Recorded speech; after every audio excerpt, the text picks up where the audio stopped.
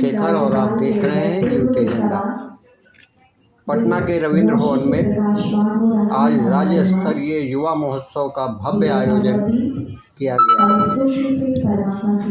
महोत्सव का उद्घाटन बिहार के राज्यपाल महामहिम श्री राजेंद्र विश्वनाथ अर्लेकर जी ने किया। इस अवसर पर प्रेस इंफॉर्मेशन ब्यूरो के अपर महानिदेशक एस.के. मालवीय जी उपस्थित थे। साथ में सम्मानित अतिथि के रूप में नेहरू युवा केंद्र संगठन बिहार के राज्य निदेशक श्री अंशुमन प्रसाद दास एवं राष्ट्रीय सेवा योजना के कार्यक्रम अधिकारी डॉक्टर हीना रानी उपस्थित थी। कार्यक्रम की रूपरेखा के अनुसार कुल 5 प्रतियोगिताओं का आयोजन किया जाएगा, जिसमें चित्रकला प्रतियोगिता, कविता लेखन, भाषण प्रतियोगिता, फोटोग्राफी प्रतियोगिता, सांस्कृतिक कार्यक्रम शामिल है। सभी प्रतिभागियों में बिहार राज्य के सभी 38 जिलों से चयनित लगभग 650 से अधिक प्रतिभागी भाग लेंगे।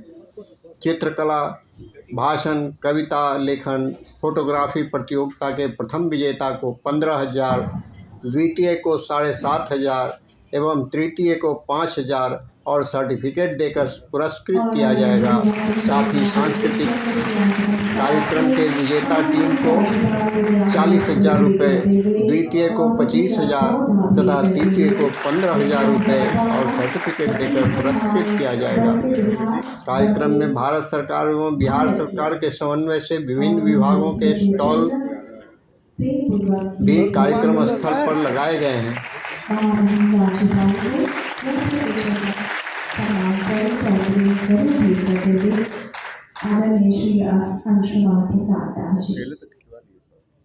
आपका आभार व्यक्त करते हैं हम, और मैं अनुरोध करती हूँ, पुनः अनुरोध करती हूँ श्री अंशुमन प्रसाद दास जी से आपसे कि आप मंच पर उपस्थित डॉक्टर हीना रानी जी NSS की प्रोग्राम ऑफिसर आप उनका भी सम्मान करें।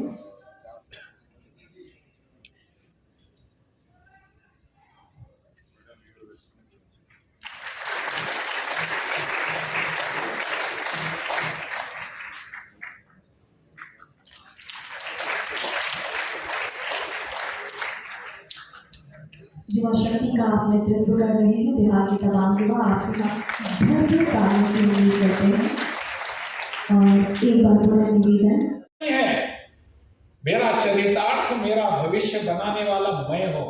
दूसरों के नौकरी करने के लिए मैं डिग्री नहीं लेता, दूसरों के यहां जाकर नौकरी मांगने वाला मैं नहीं बनूंगा।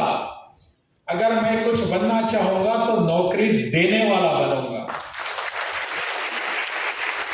नौकरी मांगने वाला नहीं। नई शिक्षा नीति हमको यही बताती है। राष्ट्रीय शिक्षा नीति का अगर हम अभ्यास करेंगे तो पता चलेगा कि हमारी जमीन से जुड़ी हुई शिक्षा नीति है, जमीन से जुड़ी हुई। मैं तो इसको कहता हूं, this is the first attempt to decolonise our education. Colonial जो सोच थी उसको हमने फेंक दिया है अभी। यही सोच अगर हमारे बच्चों में, हमारे युवाओं में आएगी तो भारत निश्चित रूप से विकसित बनेगा।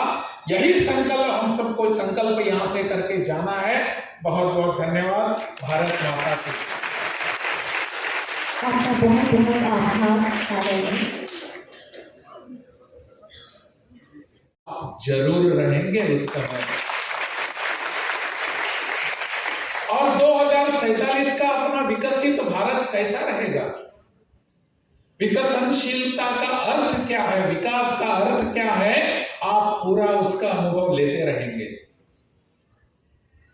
प्रधानमंत्री जब कहते हैं कि अपना देश विकसित होने वाला है, वो किसकी ओर देखते हैं उस समय अपने संबोधन में? वो किसके बारे में सोचते हैं? युवाओं के बारे में सोचते हैं। आपके बारे में सोचकर ही वो कहते हैं कि हमारा भारत विकसित भारत होगा 2047 में।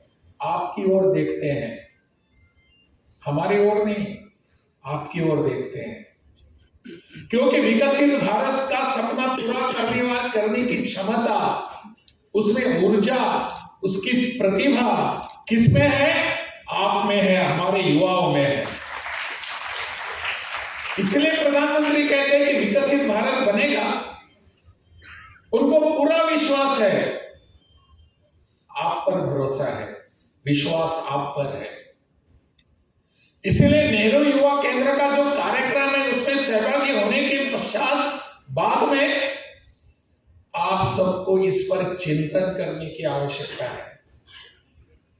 भारत अभी आने वाले समय में विकसनशील भारत, डेवलपिंग कंट्री नहीं रहेगा।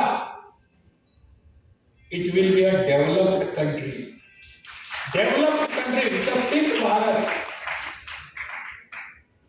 अभी तो हमने 75 वर्ष मनाए अपने देश की स्वतंत्रता के। आने वाले 25-24 वर्ष जो है वो हमारे अमृत काल के वर्ष हैं। 100 वर्ष पूरे करेंगे हम 2047 में स्वतंत्रता के। अनेक वर्षों की गुलामी के बाद, हजारों वर्षों की गुलामी के बाद हम स्वतंत्र हुए।